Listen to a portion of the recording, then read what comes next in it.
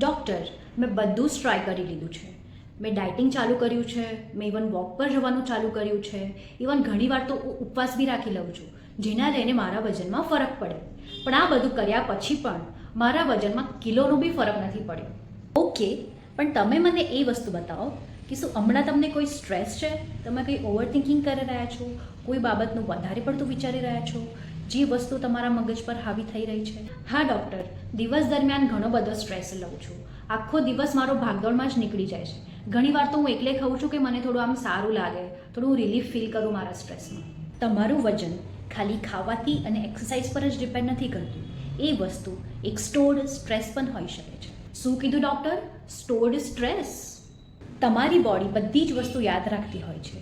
કોઈ ગ્રીફ, કોઈ ટ્રોમા, કોઈ સ્ટ્રેસ, કોઈ ગિલ્ટ, બધી જ વસ્તુ બોડી યાદ રાખે છે. અને જો તમે એ વસ્તુ લેટ ગો ના કરો તો એ તમારી બોડીમાં એઝ અ ફેટ સ્ટોર થઈ જાય છે. મતલબ હું જે કરતો હતો એમાં હું ફેલ નહોતો થતો. ના, તમે ફેલ નથી થઈ રહ્યા. તમે જસ્ટ ખાલી એક્સ્ટ્રા વજન લઈને ચાલી રહ્યા છો. તો બધી વસ્તુ લેટ ગો કરીએ અને જોડી મળીને આપણે હીલ કરીએ.